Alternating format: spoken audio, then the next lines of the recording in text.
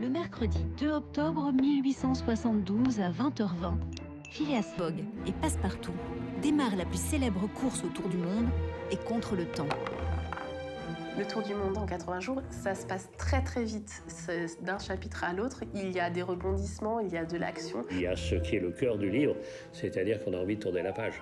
Ça a été un immense succès de Jules Verne et ça a été un succès immédiatement mondialisé. Il est très vite traduit dans différentes langues, non seulement en anglais, mais aussi en hongrois, polonais, russe, allemand. Pour lui, le fait de décrire le monde ne signifiait pas avoir vu le monde entier. Phileas Fogg et Passepartout ont 80 jours pour faire le tour de la planète. Comme toujours avec Jules Verne, ça a toujours une trame extrêmement forte, très simple. Et à partir de là, ça pose des tas de questions. Et on se dit, au fond, moi, mais pourquoi je cours? Dans ce livre, Jules Verne met en scène un exploit pour l'époque qui va fasciner l'imaginaire de ses lecteurs. Pourquoi ce livre a eu un tel succès? Qu'annonçait-il du monde moderne?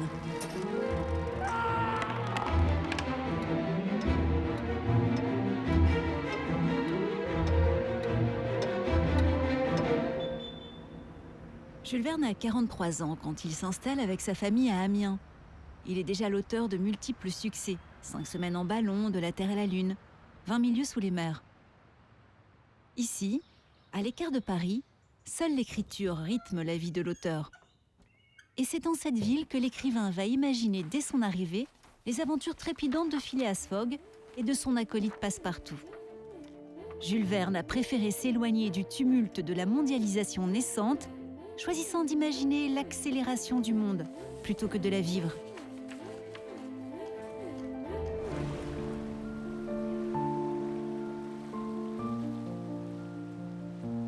Au début du 19e siècle, le monde était encore immobile. Jules Verne naît à Nantes en 1828. 6 ans auparavant, c'est ici qu'on inaugure la première ligne de bateaux à vapeur en France. La vapeur invente la société industrielle et la société industrielle invente un monde nouveau qui va enthousiasmer le futur romancier. Au 19e siècle, les gens voyageaient très peu, mais vraiment très peu. Il y a des gens qui n'ont jamais vu la mer et qui pourtant habitaient à 10 km de la mer ou à 15 km de la mer. Le voyage reste encore quelque chose d'assez exceptionnel. Nantes, c'est un grand port de commerce ouvert sur le monde. Donc, au moment où Jules Verne naît à Nantes, en 1828, et puis surtout pendant les 20 premières années de son enfance et de sa jeunesse, il a été en contact permanent avec cette révolution des transports. Il voit l'évolution de ce qu'il appelle, depuis les grands bateaux à voile de la marine marchande, jusqu'à l'introduction de la vapeur. Un beau jour, enfin, mon frère et moi, nous eûmes la permission de prendre passage à bord d'un bateau à vapeur, le Pyroscaphe numéro 2. Quelle joie! C'était à en perdre la tête. À cette époque, on ne voyageait que peu, ou pas. C'était le temps des réverbères ou du briquet fumade. Oui, j'ai vu naître les allumettes phosphoriques, le timbre-poste, le pantalon à jambes libres, le système métrique, les bateaux à vapeur de la Loire dits inexplosibles, parce qu'ils sautent un peu moins que les autres. Les chemins de fer, les tramways, l'électricité, le gaz, le télégraphe, le téléphone, le phonographe. Je suis de la génération comprise entre deux génies, Stephenson et Edison.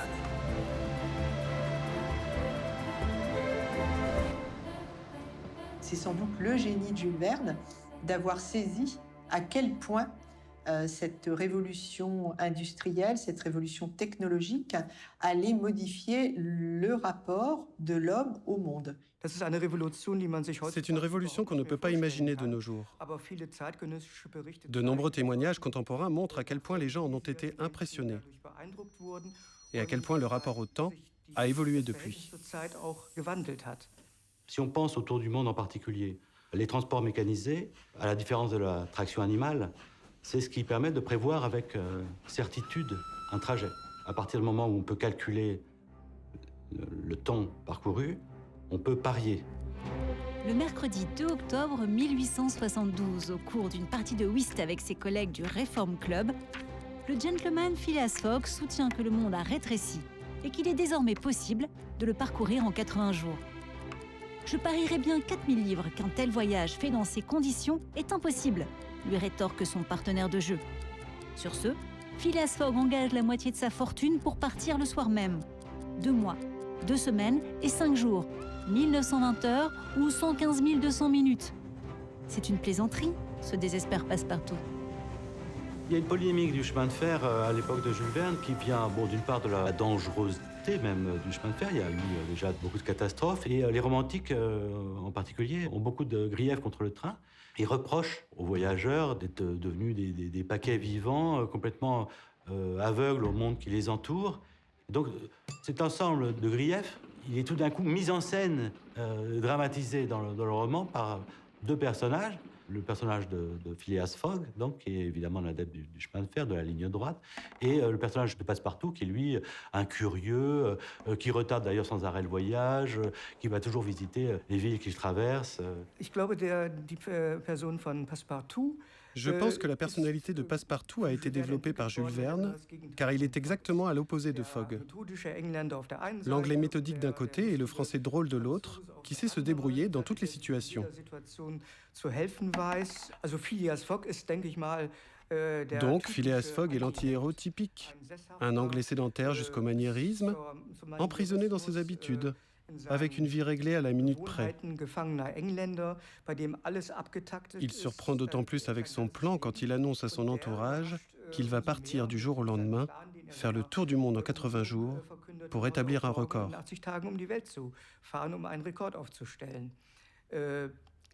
C'est certainement ce qui fascine le plus chez ce personnage contradictoire et drôle malgré lui.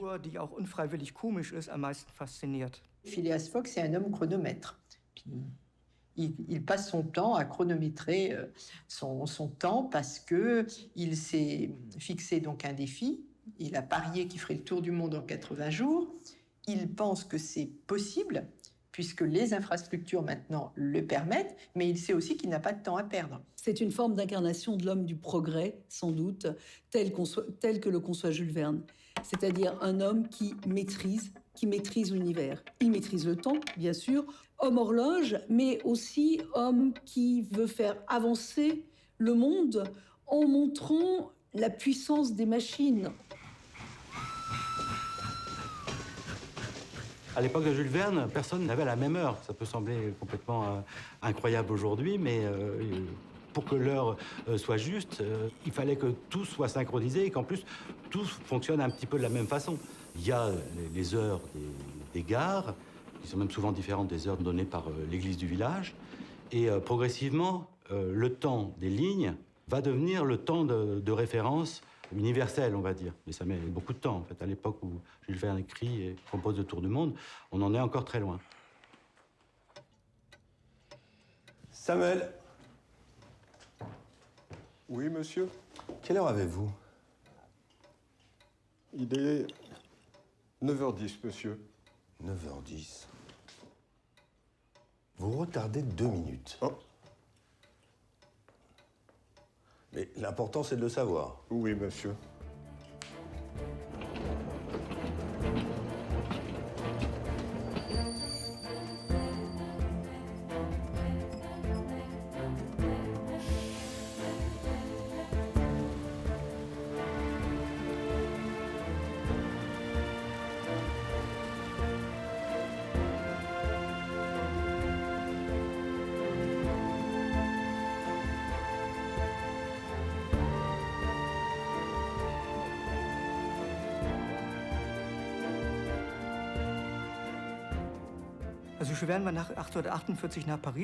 Jules Verne arrive à Paris après la Révolution de 1848 pour terminer ses études de droit.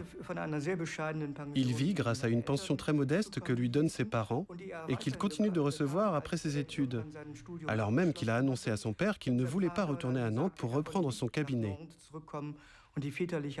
Il veut plutôt devenir écrivain et réussir au théâtre. Il a très longtemps eu une vie de bohème à Paris. On raconte très souvent qu'il avait un ami, Aristide Hignard, qui partageait des redingotes. L'une la portait le mardi et le jeudi, et l'autre le lundi et le vendredi, pour aller donc dans les salons littéraires où il fallait absolument avoir un vêtement. Mais voilà, au début, l'argent n'est pas là. Jules Verne était intéressé surtout par le théâtre. D'ailleurs, les années 50, 40, 50, 60 étaient le moment où il y avait énormément d'écrivains de théâtre. Donc, un écrivain avait besoin, même sur le plan économique, d'avoir du succès au théâtre. Donc, Jules Verne commence comme ça. Il va essayer des drames historiques, il va essayer des comédies plus ou moins sérieuses, il va essayer des vaudevilles. Et puis, eh bien, il cherche des formules pour faire sa place dans ce monde littéraire qui ne lui ouvre pas spontanément les bras. Il y a certainement eu plusieurs occasions où Jules Verne a été découragé. Mais il avait en quelque sorte le sentiment qu'il réussirait sûrement à un moment donné. Et ça s'est réalisé plus tard.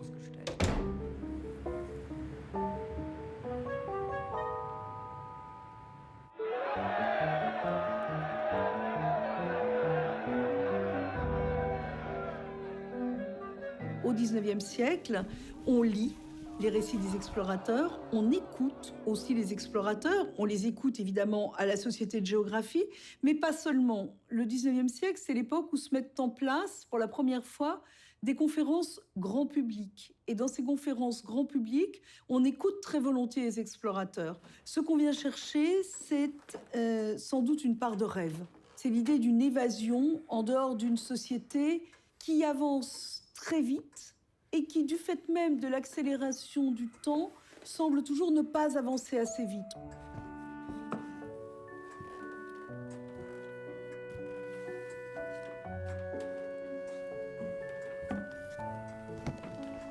Jules Verne, quand il arrive à Paris, il va rencontrer des personnalités qui vont aussi lui transmettre ce goût pour les voyages. La plus marquante, certainement, c'est Arago, qui fait partie de ces grands explorateurs et qui transmet à Jules Verne cette passion. Jacques Arago était définitivement une personnalité fascinante qui, des années plus tôt, avait également voyagé à travers le monde. Il était devenu aveugle entre-temps et essayait de gagner sa vie avec des pièces de théâtre à Paris, car il était par ailleurs metteur en scène. Monsieur, votre thé. Merci, Samuel.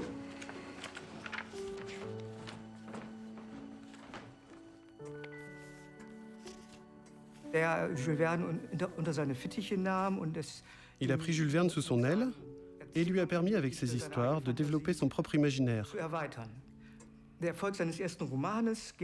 Le succès de son premier roman complet remonte en fait à la personne qu'il a rencontrée au cours de la rédaction de ces deux récits de voyage, basés sur ses propres expériences en Scandinavie et en Écosse.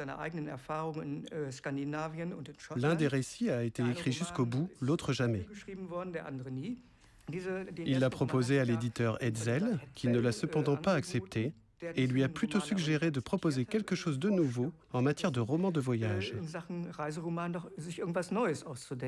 Pierre-Jules Hetzel, à l'époque où Verne le rencontre, est un éditeur extrêmement connu. C'est l'éditeur des plus grands écrivains du XIXe siècle. C'est l'éditeur de Victor Hugo, c'est l'éditeur de George Sand, c'est l'éditeur de tous les grands.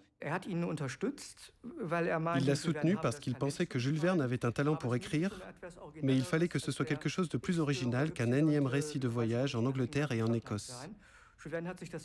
Jules Verne reprend courage et décide alors d'écrire une traversée de l'Afrique en ballon. Et Jules Verne lui envoie un texte, donc un voyage dans les airs, qui deviendra 5 semaines en ballon. Et il se trouve que 5 semaines en ballon est un coup d'essai de ce point de vue-là pour Jules Verne, mais est aussi un coup de maître, parce que c'est un roman assez parfait, qui allie toute une série de qualités, qu'on retrouvera d'ailleurs dans le Tour du monde en 80 jours, le rapport à la géographie, des parties du monde inexplorées, une technologie que Jules Verne s'approprie en l'adaptant autant que nécessaire, et puis aussi des personnages dont l'humour est suffisamment fort pour qu'on s'y attache spontanément.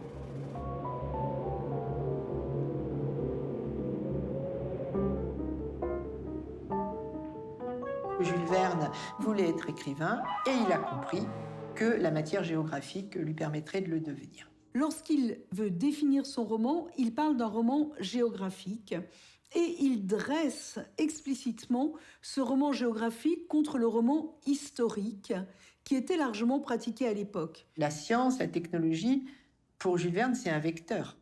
C'est celui qui permet, d'une part, de faire le voyage, mais aussi de mettre le récit sur le fil du voyage. Il a exploré, au fond, tous les possibles. Hein, il a exploré les possibles, en haut, en bas, partout, et très souvent prémonitoire. Et en plus, tous ces personnages existent vraiment. Et les personnages, c'est des machines à explorer. Alors que souvent, dans la science-fiction, les personnages sont beaucoup moins importants que les idées. En France, il était plutôt connu comme l'inventeur du merveilleux scientifique. C'est l'idée de voir des merveilles dans la science. Et si on veut avoir aujourd'hui une idée de ce qu'est le merveilleux scientifique, il faut évidemment se tourner vers Méliès. Alors malheureusement, aujourd'hui, quand on parle de l'œuvre de Jules Verne, alors il y a une grande partie du monde qui dit le père de la science-fiction. Alors ça, c'est une formule horrible, parce que quand on lui demandait quel est votre but, il répondait d'écrire le monde sous la forme du roman. Et le merveilleux scientifique et la science-fiction, c'est pas du tout les mêmes concepts finalement. Jules Verne, ce qui l'intéresse, peut-être au moins autant que l'écriture, sont les grandes images qui allaient clouer de stupéfaction un spectateur et puis un lecteur.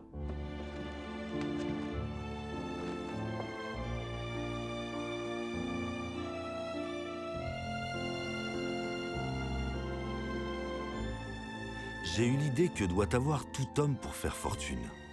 Je viens de faire un roman d'une forme nouvelle. S'il réussit, je continuerai. Je ferai des romans. Pour faire le tour du monde, avant 1869, il fallait, en partant de Londres, prendre un bateau, faire le tour de l'Afrique, passer devant le cap de Bonne-Espérance et aller en Inde. En 1869, on a inauguré le canal de Suez. Et on économisait quelque chose comme 15 jours, parce que le tour de l'Afrique, vous imaginez, etc. Bon, cela dit, un tour du monde voulait dire traverser les États-Unis également. Et en 1869, on a terminé la construction du chemin de fer Est-Ouest, donc de New York à San Francisco. On pouvait traverser les États-Unis, ça fait des milliers de kilomètres, en train, sans descendre du train. Mais troisième chose, le grand problème, c'était les Alpes. Il fallait traverser le Mont-Cenis, donc le tunnel du Mont-Cenis, l'hiver avec des traîneaux qui avaient des skis dessous et qui mettaient 17 heures pour traverser les Alpes. Donc, en 72, on avait les 3 éléments nouveaux pour écrire un tour du monde en 80 jours. Parce qu'il y avait le chemin de fer américain, le canal de Suez et le tunnel du Mont-Cenis.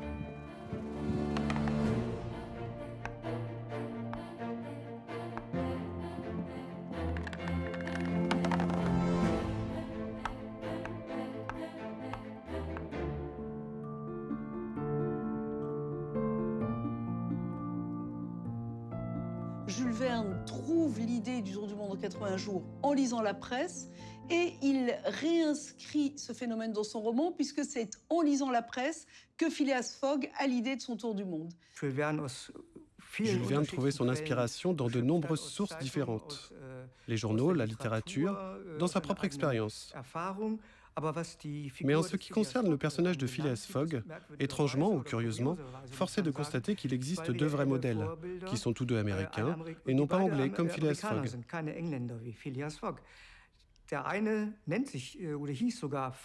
L'un d'eux s'appelle même Fogg, Percy Fogg, un homme d'affaires américain qui avait fait le tour du monde en 3 ans et dont le nom est cité dans les journaux. Parmi les éventuels modèles de Verne, il y a aussi un précurseur qui s'appelle George Francis Train, qui était un grand entrepreneur qui en plus a travaillé vraiment sur la jonction des rails aux États-Unis et qui avait déjà fait un tour du monde au moment où Verne a écrit son tour du monde. En fait, George Francis Train en a fait 3. Et dans des mémoires qu'il a écrits un peu plus tard, il a dit qu'il avait été le modèle de Phileas Fogg. L'idée de faire le tour du monde, de boucler un tour de la Terre, est une idée qui parle, je crois, beaucoup au public du 19e siècle, parce que c'est le moment où l'homme découvre sa puissance et où l'homme veut découvrir, conquérir la Terre entière. Et il est extrêmement important de lui donner une image de cette possibilité de la conquête. Le tour du monde, c'est aussi, il faut bien le dire, le triomphe de la civilisation occidentale sur l'ensemble du monde. Et ce tour du monde, il est contemporain des plus grandes entreprises de colonisation. Au fond, Jules Verne se moque du fantasme de tous ces gens qui veulent aller plus vite, qui veulent maîtriser tout, qui ont des solutions pour tout. Il y a une sorte de folie de la puissance au 19e. Ces gens-là, ivres d'eux-mêmes, ivres de leur pouvoir, vont devenir extrêmement néfastes. Mais c'est pas comme ça. En fait, tout ce qu'il y a d'important dans la vie, au fond, c'est ce qu'on ne maîtrise pas. Le 22 octobre à 8h du matin, le train reliant Bombay à Calcutta s'arrête en pleine jungle. Plus de chemin de fer, s'exclame Passepartout. Et Jules Verne écrit « Les journaux, comme certaines montres, ont la manie d'avancer. Et ils avaient annoncé prématurément l'achèvement de la ligne. » Phileas Fogg et Passepartout restent à quai. Mais tous les moyens sont bons pour poursuivre le voyage et gagner le pari.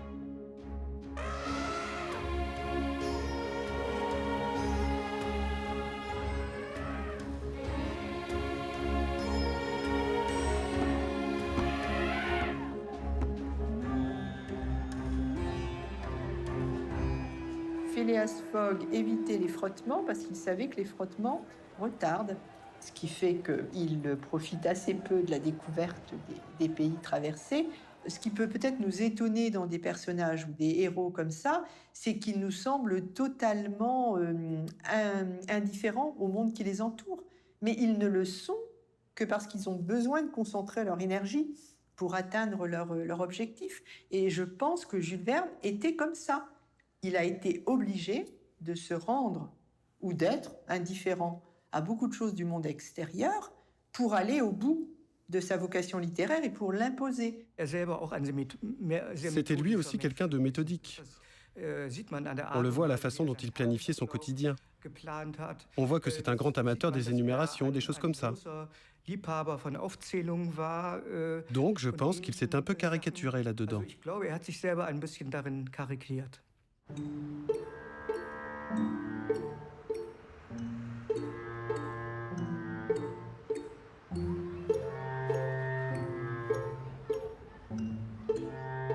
Jules Verne s'installe à Amiens en 1871, puisque la famille de sa femme habite à Amiens. Il s'installe boulevard Guyancourt, dans une petite maison. Il y a la proximité avec Paris. Le train fonctionne déjà. Il va faire donc ses affaires mondaines. Il va voir son éditeur. Et le soir, il peut très aisément revenir à Amiens. D'ailleurs, il écrit sur cette ville que Jules Verne est assez proche de Paris pour en voir les lumières et assez éloigné pour ne pas en avoir les nuisances. Le premier roman écrit à Amiens, c'est Le Tour du monde en 80 jours, et c'est vraiment l'un des premiers voyages extraordinaires qui est écrit ici, qui se démarque un petit peu des autres.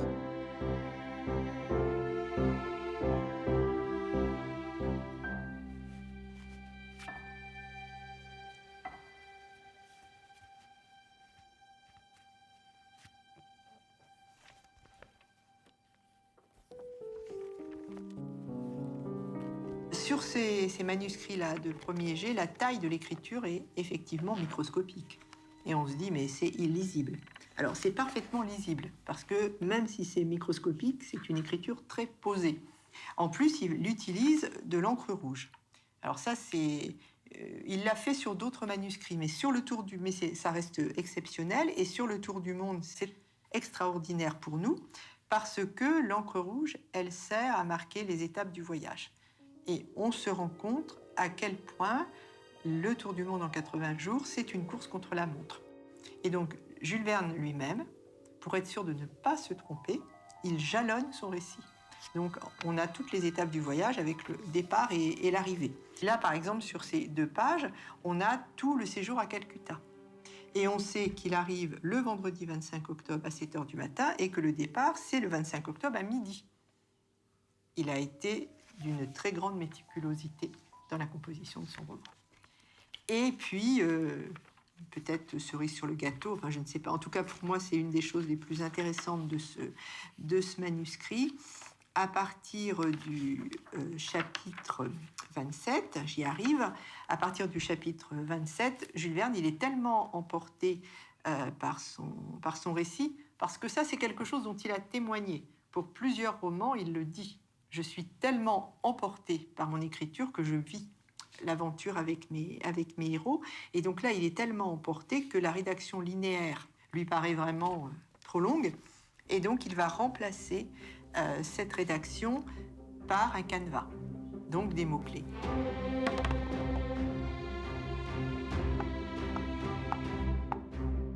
Pour accroître le suspense, Jules Verne pimente l'intrigue d'un inspecteur de police à la poursuite de Phileas Fogg, coupable, selon lui, d'un vol à la Banque d'Angleterre. Et sur son chemin, l'Anglais habituellement aussi flegmatique sauve une Indienne promise au sacrifice. « Mais vous avez du cœur !» s'étonne son compagnon de voyage. « Seulement quand j'ai le temps », lui répond Fogg. C'est très intéressant parce que d'un côté, l'écriture, elle est minuscule pour utiliser le moins de papier possible, mais il ne se prive pas de sa marge blanche. Et cette large marge, elle est très très importante parce que, en fait, il travaille sur cette marge. Il travaille pour lui-même, puisqu'il va apporter toute une série d'annotations. Et puis, dans les manuscrits de Misonnette qui sont ensuite transmis à son éditeur, la marge, c'est aussi l'espace de communication entre les deux hommes. Donc, il arrive très souvent qu'on ait des commentaires de Hetzel. Hetzel n'est pas simplement un éditeur connu, c'est aussi un éditeur de génie, parce qu'il a pris conscience d'un besoin qui était le besoin contemporain de développement de la littérature de jeunesse. Hetzel fonde la revue Le Magasin d'éducation et de récréation en mars 1864. Le besoin se développe avec l'instruction primaire, avec le développement de l'école. Et à partir de là, il faut bien sûr proposer des lectures pour ces jeunes lecteurs, et des lectures qui soient des lectures formatrices. Les écrivains pour la jeunesse n'existent pas beaucoup à l'époque en tant que tels, et Hetzel va spécialiser ou tendre à spécialiser Verne dans ce créneau très particulier. Étant donné qu'il voulait que le magasin d'éducation et de récréation contienne des textes d'un auteur qui décrivent le monde entier, donc il a choisi Jules Verne.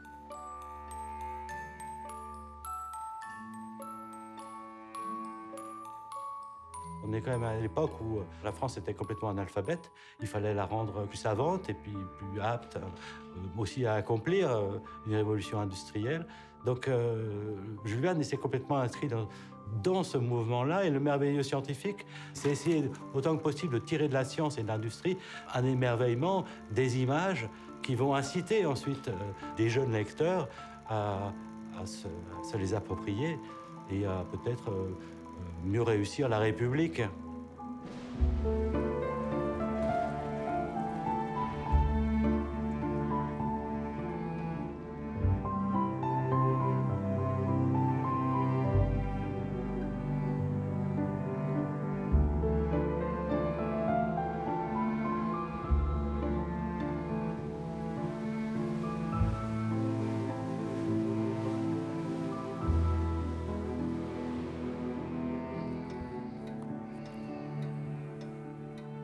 Jules Verne a d'emblée admis qu'il pouvait être un écrivain pour la jeunesse et ça ne l'a manifestement pas dérangé, en tout cas pas au début. Mais c'est quelque chose qui va aussi lui peser toujours davantage au fur et à mesure qu'il avance dans sa carrière. Jules Verne a toujours été exclu en fait de la littérature parce que justement il y avait des images dans ses livres. Des gens comme Flaubert ou Balzac, ils étaient très opposés en fait à l'introduction de l'image dans le livre. Sur 62 voyages extraordinaires, 85 volumes, on compte 6000 illustrations. Une illustration toutes les 6-8 pages, ce qui est absolument gigantesque. Et le roman pour la jeunesse, ça ne fait pas une élection à l'Académie française. Donc Jules Verne tient à avoir d'autres supports et un certain nombre de ses romans vont être publiés dans des grands journaux quotidiens, dans Le Temps, par exemple, dans Le Figaro. Il essaie malgré tout de diversifier ses publics et d'affirmer une position qui ne soit pas simplement celle d'auteur pour la jeunesse. Au total, Hetzel vendra 500 000 exemplaires du Tour du monde en 80 jours, soit le plus gros succès de son auteur. Verne devient l'écrivain français le plus traduit. Le roman a du succès, mais alors l'adaptation à la scène, c'est plus un succès là, c'est un triomphe. Verne a toujours voulu écrire du théâtre. Il y avait certainement une grande frustration à ne pas être un auteur de théâtre. Il faut penser que même à l'époque, c'était le théâtre qui consacrait les écrivains, pas les livres. Le Tour du monde en 80 jours, c'est un texte finalement un peu à part dans la création de Jules Verne, dans la mesure où Jules Verne l'a d'abord conçu comme une pièce de théâtre. Les différentes étapes du voyage de Phileas Fogg, ce sont des tableaux qui se succèdent, comme c'était le cas au théâtre à l'époque. Donc un texte d'abord imaginé au théâtre et un texte qui ensuite est porté à nouveau sur scène.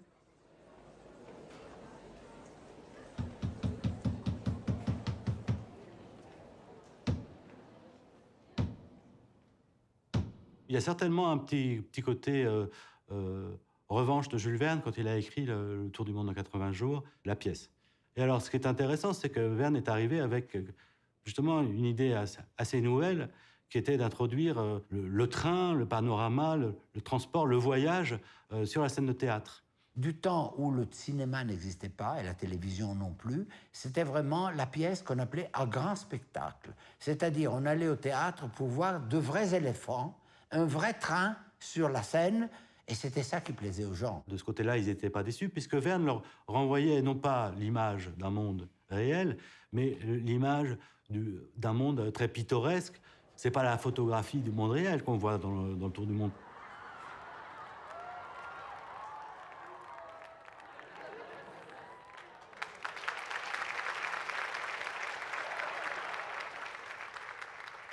Ça a été joué pour la première fois en 1874, je crois le 7 novembre.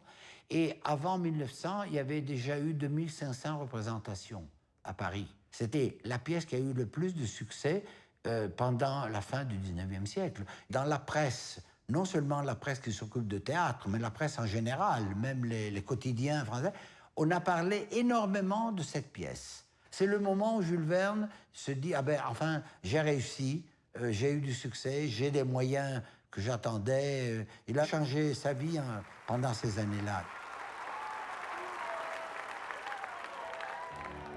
Son succès et ses nouveaux moyens financiers lui permettent d'emménager à Amiens, dans cette bâtisse, surnommée la Maison à la Tour.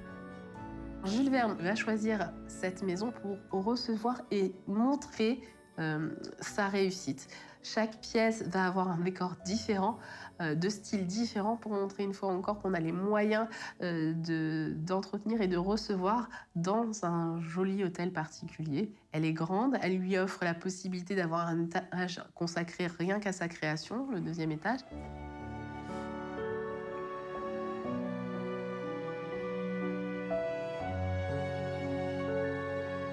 On lit la correspondance entre Jules Verne et Hetzel, on se rend compte qu'il écrivait plusieurs romans en même temps, selon les recherches qu'il trouvait, selon les avancées, et il en faisait part à son éditeur, qui, en retour, Hetzel lui donnait des consignes, des corrections, des indications. Hetzel était extrêmement interventionniste au point que, pour certains romans, Verne finit par lui écrire « Écoutez, terminez vous-même. Vous avez tellement modifié mon roman que je ne sais même plus où je vais. Donc allez-y, terminez. » Mon cher Hetzel, vous dites que je dois me fatiguer à pondre 3 volumes par an. Cela est parfaitement vrai, et je le sais mieux que personne. Vous me proposez de réduire à 2 le nombre de ces volumes annuels, sans que le rendement en diminue pour moi. Je reconnais là votre bon cœur et je vous remercie. Pourquoi Verne et Hetzel sont restés liés ensemble? Parce que ça fonctionne, parce que le succès est là, parce qu'il est lu mondialement, il est traduit dans 50 langues étrangères. Lorsqu'il voyage, il connaît la célébrité et c'est un binôme qui fonctionne concrètement.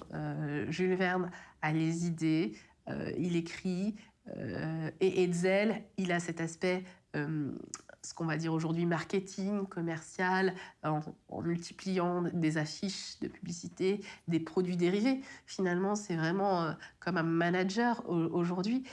Donc je pense que Jules Verne n'a pas voulu quitter Hetzel, une fois encore parce qu'il est persuadé qu'un jour ou l'autre, son succès peut s'arrêter aussi vite qu'il est arrivé et que s'il est arrivé aujourd'hui au sommet, il le doit à cet éditeur. C'est à mon avis un partenariat qui tient à la complémentarité de ces deux hommes.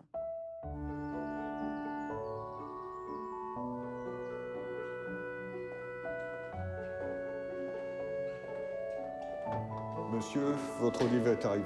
Ah, enfin une bonne nouvelle. Merci, Samuel.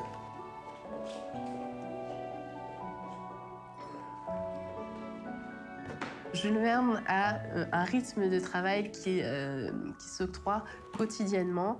Donc il se lève à 5 h du matin, il va au 2e étage de la maison à la Tour et il écrit de 5 h à peu près midi. L'après-midi, c'est un temps de recherche à la bibliothèque municipale. Beaucoup de témoignages de lecteurs de l'époque racontent que Jules Verne se faisait une pile de documents et de journaux. Et il s'asseyait dessus de peur qu'on lui vole le document dont il avait besoin. Et il possède dans sa maison une grande bibliothèque, environ 12 000 ouvrages, livres et documents de tout genre. Il collectionne ces ouvrages avec une autre couverture que la version française. Et il collectionne et il achète beaucoup également les cartes commerciales qui étaient beaucoup développées au 19e siècle. Et pour lui, ce sont des véritables sources d'information et de documentation, puisque sur ces cartes commerciales, certes, les routes sont indiquées, mais également les reliefs, les fleuves. Il achète aussi des revues géographiques, scientifiques. Il y a des romans qui se passent en Australie, qui se passent en Turquie, il prenait chaque fois et il racontait que pour faire ça, d'abord, il commençait par la lecture de livres géographiques ou historiques concernant le pays choisi. Ensuite, en lisant le livre, les personnages m'apparaissent, disait-il. Donc, petit à petit, il a inventé la trame en lisant des textes sur l'histoire ou sur la géographie du pays voulu. Qu'est-ce qui fait plus le tour du monde? Est-ce que c'est un navigateur qui fait le Vendée Globe, sans avoir vu une terre à part au loin le Cap Horn? Ou est-ce que c'est quelqu'un qui a écrit le tour du monde en 80 jours, en prenant les guides? C'est un explorateur inouï. Il y a des tas de gens qui voyagent sans y avoir été, et puis d'autres qui voyagent et qui n'ont rien vu. C'est ça la liberté de Jules Verne. Être tranquille, enfermé chez lui à écrire, c'est une forme de liberté absolue.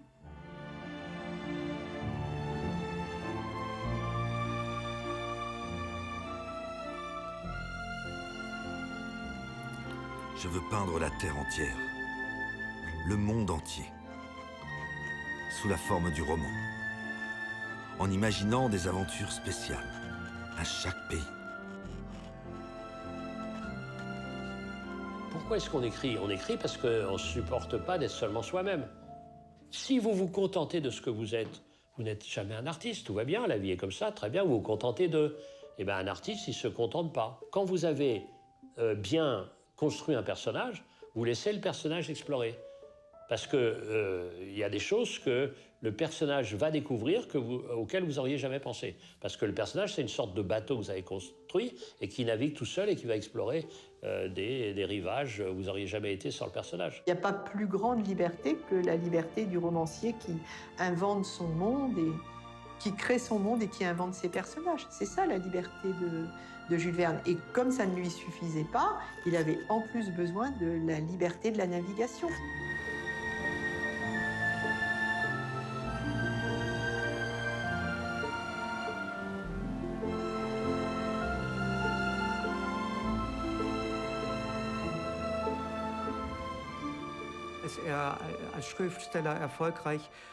Lorsqu'il est enfin devenu un écrivain à succès, il s'est donné les moyens de voyager librement.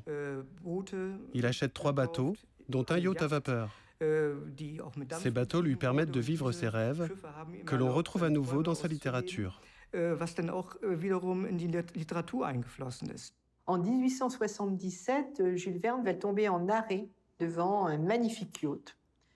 C'est une affaire, mais c'est quand même un investissement de 55 000 francs or, ce qui est énorme. Il se fera d'ailleurs quelque peu tancer par son éditeur Hetzel, qui trouve que ça n'est pas bien raisonnable. Mais Jules Verne lui dit « Oui, c'est peut-être une folie, mais moi j'en ai besoin de ce bateau ». Jules Verne n'était ni quelqu'un qui est resté chez lui toute la vie, ni quelqu'un qui a fait de grands voyages. Il a un peu voyagé, surtout quand il a eu plus d'argent, comme un monsieur de la bourgeoisie du 19e siècle qui voyageait de temps en temps. D'autant plus qu'il voyageait avec sa femme, son fils, son frère, ses amis, donc c'était vraiment un voyage de luxe. Jules Verne n'a jamais effectivement effectué les grands voyages d'exploration de ses héros. Il voyage beaucoup plus confortablement, ça c'est certain. Mais il voyage comme un touriste. Et à bord du Saint-Michel III, Jules Verne va faire pendant 10 ans des croisières, qui sont des croisières mémorables pour lui, mais aussi pour son œuvre, parce qu'un certain nombre de ces croisières sont des inspirations directes de certains de ses romans. Alors, le terrible Hetzel intervient une fois de plus. Il lui dit « Écoutez, mon cher Jules, vous allez finir par lasser vos lecteurs avec ces descriptions sans fin de la navigation. » Et Jules Verne ne renoncera pas, parce que pour lui, c'est le bonheur absolu. Après Calcutta, les voyageurs font escale à Singapour, Hong Kong, Shanghai, Yokohama, puis l'Amérique. Sur son carnet de notes, Phileas Fogg reporte consciencieusement l'avance ou le retard cumulé par le voyage. Le 23 novembre, le gentleman a parcouru la moitié du globe terrestre. Sur 80 jours mis à sa disposition, il ne lui en reste que 28 à dépenser. Mais maintenant, la route est droite. Le 3 décembre, Monsieur Fogg arrive à San Francisco. Il n'a encore ni gagné ni perdu un seul jour. À l'époque de Jules Verne, on commence à voyager, le voyage se démocratise et ce qui confirme cette démocratisation du voyage, c'est l'apparition d'un nouveau terme dans le vocabulaire qui est le terme de touriste. Touriste est un mot qui apparaît au XIXe siècle. Ça n'existait pas avant. On n'imaginait même pas ce que pouvait être le tourisme. Phileas Fogg et Passepartout, effectivement, peuvent représenter les touristes dans la mesure où ils voyagent dans les nouvelles conditions créées par les nouveaux moyens de transport et puis les nouvelles infrastructures. Dans les multiples lectures qu'on peut donner du Tour du monde en 80 jours, Jules Verne nous dit c'est bien gentil de pouvoir voyager à la vitesse de la vapeur, mais si on ne prend pas le temps de regarder le monde, à quoi ça sert? Donc ça peut nous faire penser effectivement à certaines attitudes qu'on rencontre encore aujourd'hui et qui ne peuvent qu'interroger. Si on arrive à Roissy, on prend son avion, tout va bien, on est pris par hôtel, machin, on est là, et on a le buffet à volonté, et puis on est au bord de la plage, et puis il y a un animateur, et machin, et puis on revient, rien ne s'est passé, on n'a rien vu, on n'a rien vécu. S'il y a eu un truc, une fragilité, là on a vécu, comme dans la vie, c'est pareil. C'est pareil. Mais les gens s'acharnent à ne pas vivre. Et après, ils sont terrorisés de quitter cette vie qu'ils n'ont pas occupée. Ça me fascine. Un voyage est-il réussi si nous n'accueillons pas l'imprévu ou nos fragilités? La vie est-elle la vie si nous ne la traversons qu'en ligne droite? Ni l'opium d'Hong Kong, ni les sioux d'Amérique ou les geôles d'Inde ou d'Angleterre ne feront dévier Fogg de sa course. Mais bientôt, le cœur du voyageur chavire. Mrs. Aouda, c'est une femme du 19e siècle qui apparaît un peu comme un supplétif de l'aventure, mais mine de rien, elle change complètement le sens du voyage, puisque Phileas Fogg en revient totalement transformé. Et détail qu'il ne faut pas négliger, c'est elle qui demandera Phileas Fogg en mariage, ce qui, à l'époque, est une forme d'audace.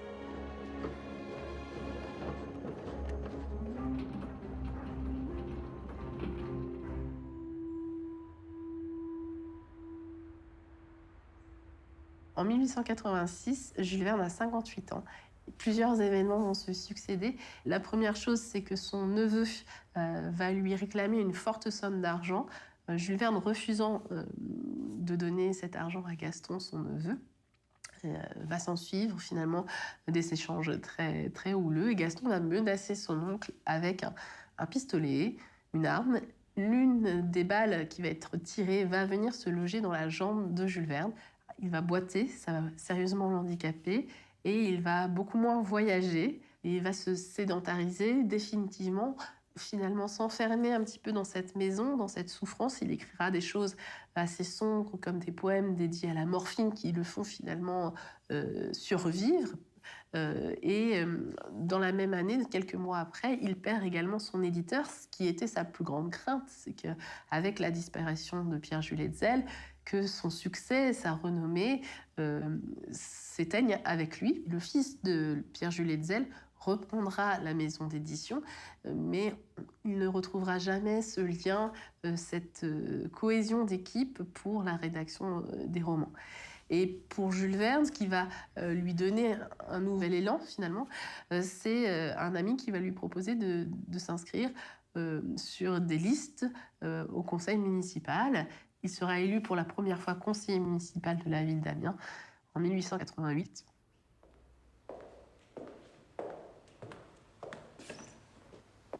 Madame Blaye. Thank you.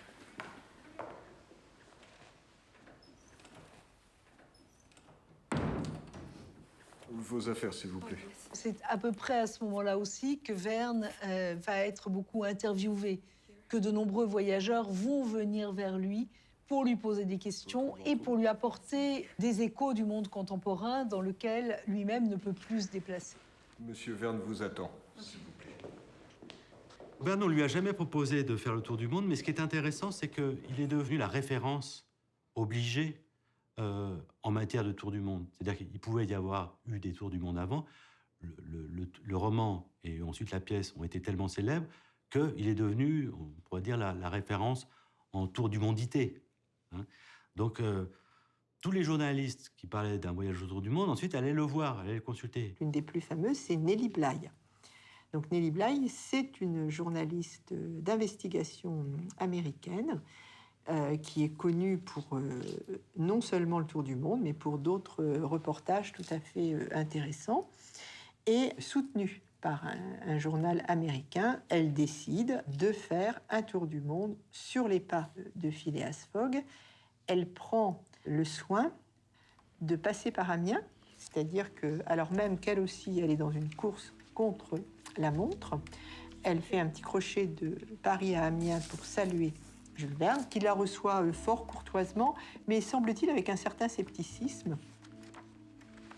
I will go faster than Phileas Fogg. Faster. Yeah, faster than Phileas Fogg. Phileas Fogg, oui. Phileas Fogg. Oh. Là, Yes, I'll go faster than him. vous... America. Yeah, I'm from New York. Ah, New York, ok. Mais vous comptez passer par Calcutta? No Calcutta, but Colombo, Hong Kong. Ok. Yokohama. Yeah. Ah, Then San Francisco, ok. and finally New York.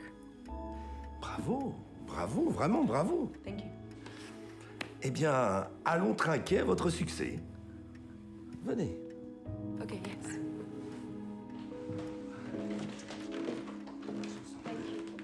Et évidemment, elle est triomphante et elle devient, grâce à ça, célèbre. Alors, une des raisons pour lesquelles elle va gagner, c'est qu'elle est extrêmement audacieuse.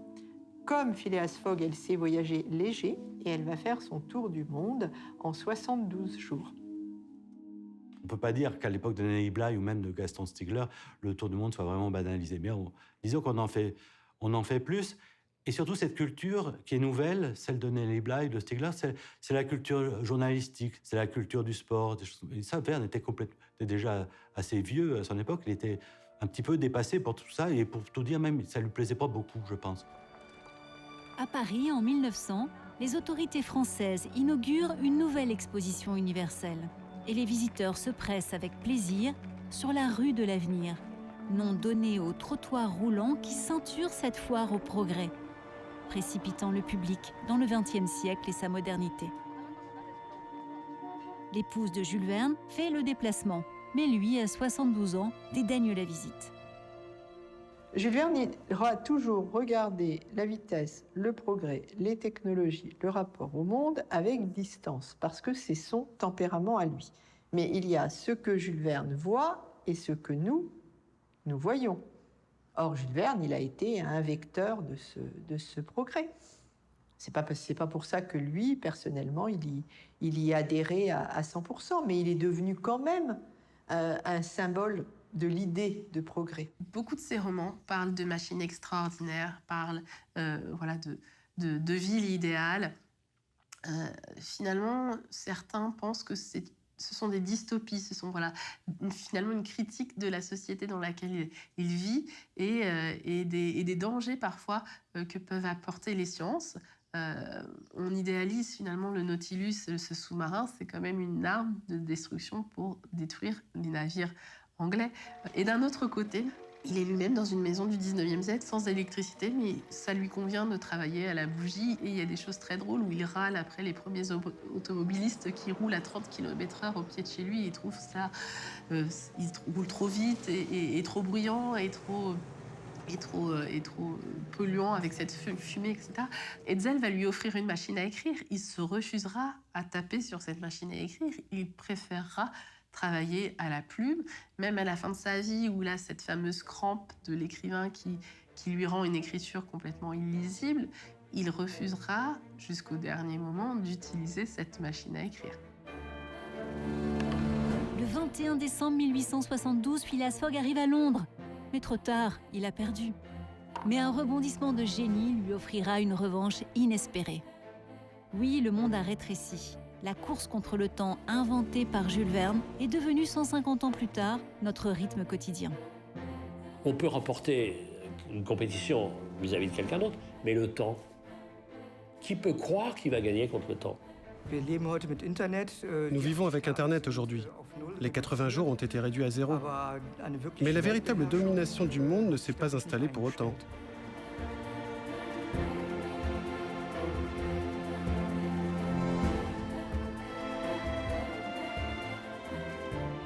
En s'installant à Amiens pour se consacrer pleinement à l'écriture, Jules Verne espérait ralentir l'écoulement du temps. Aura-t-il réussi ? Il est dans mes intentions d'achever, avant que je ne puisse plus travailler, une série qui traite sous forme de roman l'ensemble de mon étude de la surface du globe et du ciel. Il reste encore des parties du monde que mon esprit n'a pas encore pénétrées. Mais le monde est bien grand et la vie bien courte. Et pour laisser mon œuvre complète, il faudrait vivre 100 ans.